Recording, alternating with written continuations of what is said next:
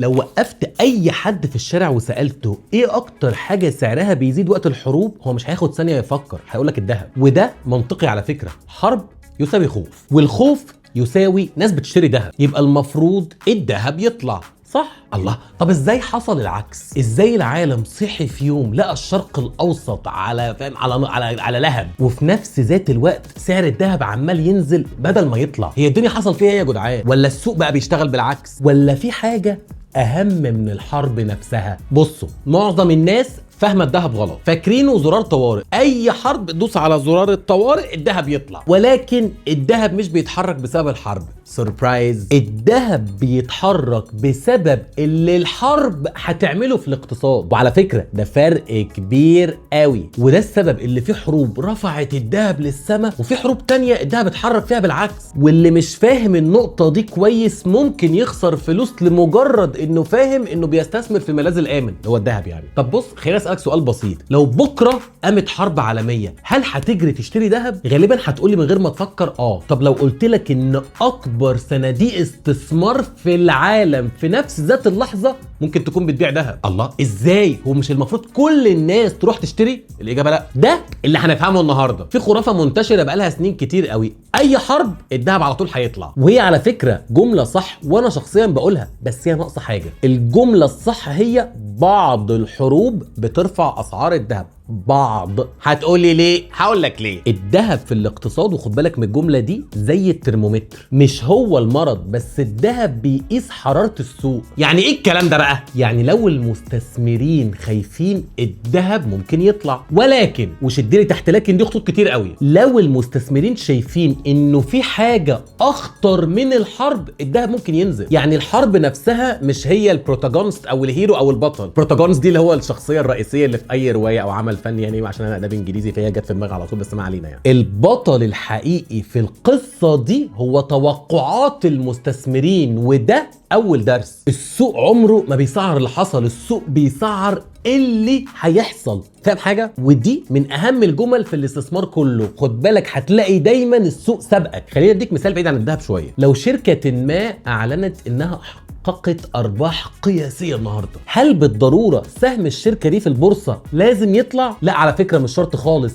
ليه؟ لانه المستثمرين هنا كانوا متوقعين ارباح اكبر، يعني الخبر حلو ولكن اقل من المتوقع، فيحصل ايه؟ ينزل سعر السهم. نفس الكلام في الذهب، الحرب حصلت خلاص، لكن في هنا سؤال مهم، هو بعد الحرب هيحصل ايه؟ وهنا ده اللي بيبدا المستثمر يفكر فيه. الذهب مش لوحده على فكره، الناس فاكره او متخيله ان الذهب بيشتغل في جزيره لوحده زي جزيره الشيطان كده بتاعت عادل امام، لكن الحقيقه وفي واقع الامر الذهب كل يوم بيبص على 4 شاشات. ايه هم؟ عد معايا. اول شاشه شاشه الدولار، تاني شاشه شاشه سعر الفايده، ثالث شاشه عوائد السندات الامريكيه، رابع شاشه هي الخوف، شاشه الخوف لا مؤاخذه. لو ال4 شاشات دول قطعوا في شواشي بعض، الذهب ساعتها بيختار اقواهم، اقوى شاشه فيهم. لكن عادي جدا ممكن الخوف يقول لك اطلع بس الفايده تقول لك انزل، والدولار يقول لك انزل اكتر، فالذهب ساعتها ينزل بالرغم من انه الدنيا كلها والعه. بصوا تعالوا كده نرجع خطوه ورا، هي ليه اصلا الناس بتحب الذهب؟ زمان قبل الدولار واليورو والجنيه كان الذهب هو العمله، يعني اصلا ده ما كانش استثمار، كان هو العمله.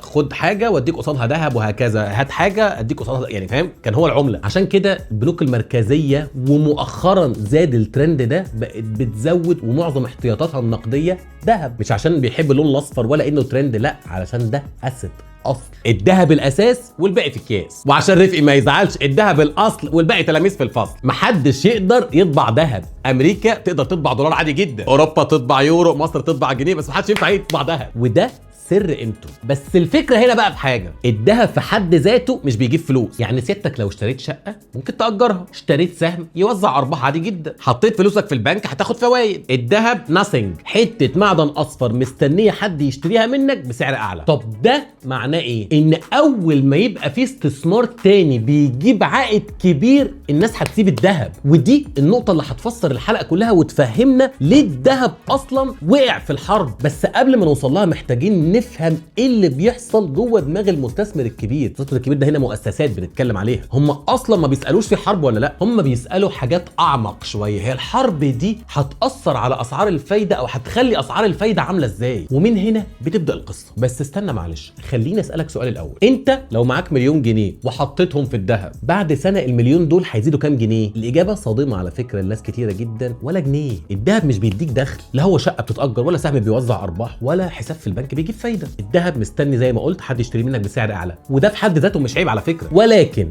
ده معناه انه الذهب عنده نقطه ضعف كبيره جدا. اول ما يظهر استثمار تاني بيجيب عائد مغري، الناس هتسيب الذهب وتروح له. وهنا هيخش معانا اهم لعيب في الاقتصاد العالمي، يمكن اقوى من الحرب نفسها واقوى من محمد صلاح، الفيدرالي الامريكي الله يخرب بيته. انت كل شويه عمال تسمع لي في الاخبار، وعندي برضه في اقتصاد منزلي، الحق ده الفيدرالي رفع الفايده، الحق ده الفيدرالي ثبت الفايده، الحق ده الفيدرالي نزل الفايده، وانت عمال تقول لي انا مالي اصلا بالكلام ده، انا شاري ذهب في مصر. لا استنى معلش، ده انت مالك ونص وثلاث ارباع على فكره، لانه القرار اللي بيتاخد في واشنطن دي سي ممكن يخلي سعر الذهب في الحسين يتغير في نفس اليوم. هتقول لي ازاي؟ هبسطها لك. الفلوس بتحب العائد، صح؟ معاك مليون دولار، اوعدنا يا رب. قدامك اختيارين، اولهم تشتري ذهب وده مش هتاخد منه اي دخل، تاني واحد فيهم انك تشتري سندات امريكيه، والسندات دي هتديك 5% كل سنه تقريبا. انت هتختار ايه؟ ناس كتيره جدا هتقول السندات. ليه؟ لانها هتجيب دخل. يبقى اول ما الفايده تعلى السندات هتبقى سكسي وجذابه، ولما السندات تبقى سكسي وجذابه الذهب هيفقد جزء من قيمته وبريقه. ودي اول مفاجاه، الذهب هنا مش بينافس الدولار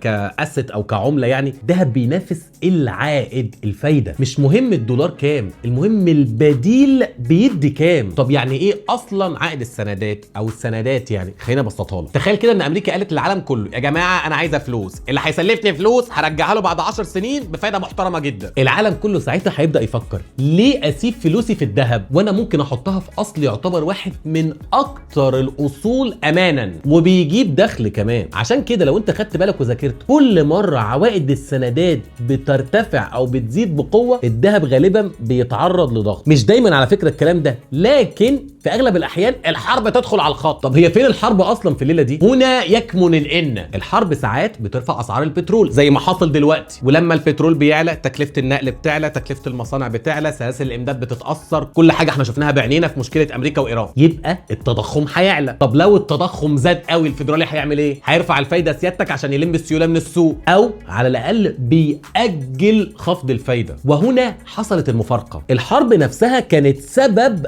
في ضغط جديد على الذهب ما كناش عاملين حسابه اصلا، مش علشان سواد عينيها ولا لاجل ان البخت مثلا ان هي حرب، لكن هنا الحرب خلت المستثمرين يتوقعوا فايده اعلى لمده اطول. يعني هنا الخوف قال ايه؟ اشتري ذهب. طب الفايده قالت ايه؟ لا بيع ذهب. فهمت حاجه؟ وفي اللحظه دي السوق اختار انه يسمع كلام الفايده، مش مينا بشرى، لا الفايده الانترست. تعالوا بقى نرجع للتاريخ، ودي اهم نقطه في الحلقه. التاريخ ما بيكذبش. الناس متخيله زي ما قلت في اول حلقه انه الحرب تساوي ان الذهب يطلع، لكن التاريخ نفسه مختلف. تعالوا كده نرجع لحرب الخليج الاولى، مش بتاعت غزو الكويت، لا حرب ايران والعراق اللي هي كانت في اوائل الثمانينات. انا اصلا ما حضرتهاش، ما كنتش لسه اتولدت، رفقي حضرها. حصل وقتها حاجه، الذهب طلع في الاول، لكن لما الصوره وضحت الذهب ريح. بلاش دي، بلاها ناديه. شوف سوسو، خش على غزو العراق ده انا حضرته في الاول خالص، يعني شهر مارس تقريبا وقت الحرب كانت 2002 تقريبا، الذهب طلع، بعد كده رايح تاني. بعدها مشكله روسيا واوكرانيا ودي كلنا حضرناها، الذهب ساعتها نطه قويه جدا، بعد كده ريح تاني. ليه بقى؟ حصل ايه؟ حصل حاجه مهمه جدا وتبعاتها مكمله معانا لحد دلوقتي. البنك الفيدرالي رفع الفايده في واحده من اعنف فترات او مراحل رفع الفايده في التاريخ الحديث كله، ده رغم انه الحرب مكمله. الذهب ما قدرش ساعتها يكمل طلوع بنفس القوه. ليه؟ لانه المستثمر كان بيفكر في حاجه واحده، الفايده. ولا مش مينا بشرى برضو. بصوا، السوق بيكره المفاجآت، دي قاعدة لازم تحفظها. السوق ما بيخافش من الأخبار، السوق بيخاف من المفاجآت. لو العالم كله متوقع إن حرب هتحصل أو متوقع حرب يعني، فكتير من المستثمرين بيكونوا اشتروا الذهب قبلها أصلا. يعني لما الحرب تحصل هم هتلاقيهم ساعتها بيبيعوا، وده في البورصة بيسموه buy the rumor sell the news. اشتري على الإشاعة وبيع على الخبر. أول مرة تسمعها أنت على فكرة، صح؟ بس دي بتحصل كل يوم. يعني ساعات الخبر الحلو ينزل السوق والوحش يرفع السوق، لانه هنا الخبر مش مهم، الاهم انه هل حد اصلا كان متوقع الخبر ده ولا لا. وخد بالك انه اكبر غلطه بيعملها اي مستثمر لسه ورور كده انه يفتح الاخبار من هنا يلاقي لك بقى بص الحق ده في انفجار هنا، لا ده في حرب هنا، اجري اشتري ذهب من هنا. فالناس دي اصلا اللي هم المستثمرين الكبار يعني كانوا اشتروا من اسبوع اوريدي ديجا يعني وبيبيعوا لك. وده الفرق بين المستثمر ورد الفعل. المستثمر المحترف هنا بيسال سؤال مهم جدا، هو ايه اللي السوق لسه ما سعروش؟ اما المستثمر العادي جدا اللي هو انا وانت وناس كتيره جدا بيشتري بعد ما يكون الخبر موجود على فيسبوك، وساعتها غالبا بيكونوا خلاص بيلموا الورق، خلاص الدنيا متاخره. وده كلنا شفناه وقت السرعه اللي كانت الناس عاملاها على الذهب الكام سنه اللي فاتت. بس في سؤال مهم هنا محتاجين نساله، وده اصلا اللي احنا عاملين الفيديو ده عشانه. اذا كانت الحرب اصلا مش كفايه عشان ترفع اسعار الذهب، يبقى امتى فعلا الذهب بيعمل قمم تاريخيه؟ وهنا بقى لاول مره هتفهم العلاقه بين التالي: البنوك المركزيه، الدولار، التضخم، والازمات الماليه. وليه في بعض السنين الذهب بيعمل اداء تاريخي مكاسب يعني، وفي سنين تانية حته بطه بلدي، حته دهنه في ميه ساقعه. بس خليني اسالك سؤال الاول، لو انا قلت لك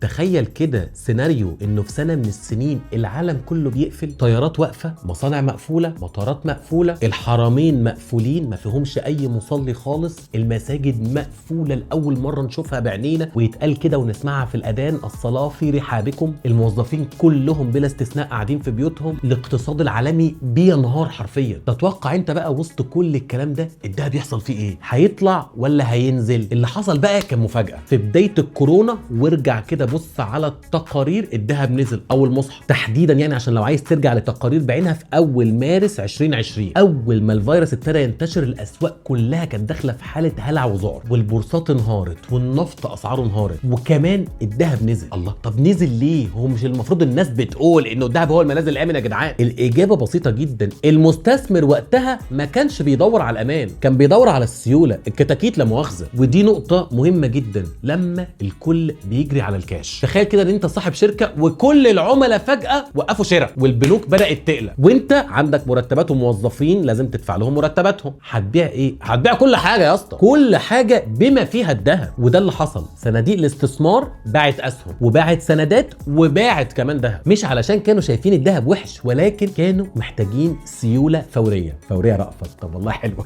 وده اول درس، الذهب مش بيطلع في اول دقيقه من كل ازمه، احيانا ينزل الاول ياخد ايه هوب كده تحت وبعد كده يطلع. ايه اللي حصل بقى بعد كده؟ بعد كام اسبوع الحكومات بدات تعمل حاجه ما حصلتش، طلعوا فلوس. امريكا اللي هو البنك الفيدرالي، اوروبا اللي هو البنك الاوروبي، واليابان. الناس دي او البنوك دي ضخوا تريليونات من الدولارات في الاقتصاد، الفايده نزلت تقريبا للصفر، العالم كله بدا يقول هار اسود لو كل الفلوس دي اتطبعت يبقى قيمه العملات هتقل. واول اصل الناس بتجري عليه وقتها هو الذهب، ومن ساعتها والذهب عامل قمم تاريخيه عينك ما تشوف الا النور. انا عايزك تبص كده معايا على تسلسل الاحداث وركز، مش كورونا هي اللي رفعت الذهب، الاستجابه الاقتصاديه لكورونا هي اللي رفعت اسعار الذهب، وده فرق كبير جدا جدا على فكره. يبقى الذهب بيحب ايه؟ لا مش المكرونه والبانيه. لو احنا هنلخص الحلقه دي كلها في 4 نقط هنقول ايه؟ الذهب بيحب فايده منخفضه، ضعف دولار، خوف طويل الامد، تضخم خارج عن السيطره. لكن لو الفايده عاليه والدولار قوي، حتى لو في حرب ممكن الذهب يفضل تحت ضغط ينزل. يعني اللعبه اللي محدش واخد باله منها خالص فيها لعيب مهم جدا، البنوك المركزيه يا جدعان. يمكن تتفاجئ على فكره، ولكن البنوك المركزيه خصوصا في الكام سنه اللي فاتت بقت بتشتري ذهب. ليه؟ لانها مش عايزه تعتمد على الدولار فقط. كل ما تلاقي دوله او معظم الدول دلوقتي كمان بتشوف ان النظام العالمي ملخلخ والدولار مش مستقر منه لله ابو حنان، فبيحاولوا يزودوا الاحتياطي بتاعهم من الذهب. وده سبب من الاسباب اللي خلت الطلب على الذهب يبقى كتير قوي السنين اللي فاتت. ولكن وده مهم جدا، البنوك المركزيه بتشتري على مدار سنين كتيره جدا، مش بتروح تشتري علشان في عنوان لخبر. يعني البنك المركزي الصيني مثلا مش هيصحى الصبح يشوف زينب سويدان في نشره الساعه 9 يروح بعدها يشتري 50 طن ذهب على حسب اللي هيتقال، ده بيبني احتياطي استراتيجي. مع كامل الاحترام والتقدير للاستاذه زينب سويدان، من الناس اللي انا كنت بتابعها،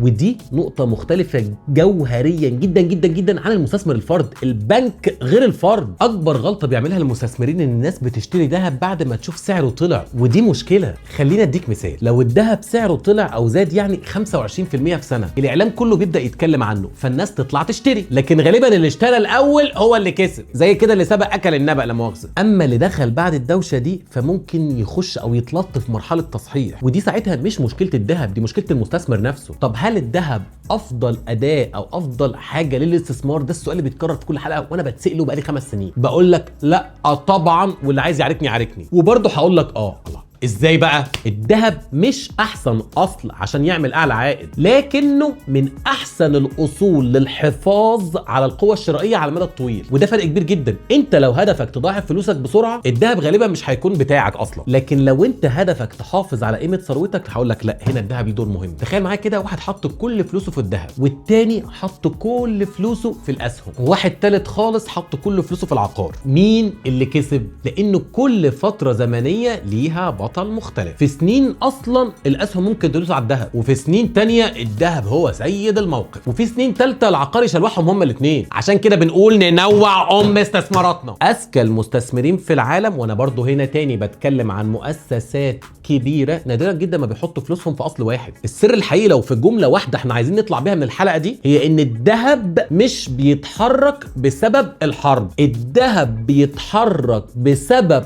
توقعات المستثمرين لما بعد الحرب. وده بقى فرق بين حاجتين او بين شخصيتين، يعني الشخصيه اللي بتتفرج على زينب سويدان وبتتابع الاخبار، وبين اللي بيفهم في الاقتصاد. فانت المره الجايه لما تشوف عنوان بيقول لك الحق ده الحرب قامت، ما تجريش تشتري لي ذهب، اسال الاول هو مين بيلاعب مين؟ الدولار رايح فين؟ الفايده رايحه فين؟ عوائد السندات عامله ايه؟ البنوك المركزيه بتعمل ايه؟ والسوق نفسه كان متوقع ده ولا اتفوجئ؟ لانه المستثمر الحقيقي مش بيشتري خوف ما يعرفوش، هو بيشتري الفهم. وطبعا طبعا طبعا الذهب مهما قلنا ومهما يعني زي ما بيقولوا كده مهما رحنا ومهما جينا، هيفضل من اهم الاصول اللي في التاريخ. احنا مش هنكفر، هنفضل معترفين بيه وباصمين له بالعشره. لكن اكبر غلطه ممكن تعملها انك تختصره في معادله بسيطه، اللي هي ايه؟ حرب يساوي ان الذهب يطلع. الاقتصاد اعقد بكتير من كده يا جدعان. عشان كده كنت قاصد ان انا اعمل الفيديو ده، او قاصد ان انا اعمل الحلقه دي، علشان ناس كتيره جدا بتسال السؤال ده من ساعه ازمه ابو حنان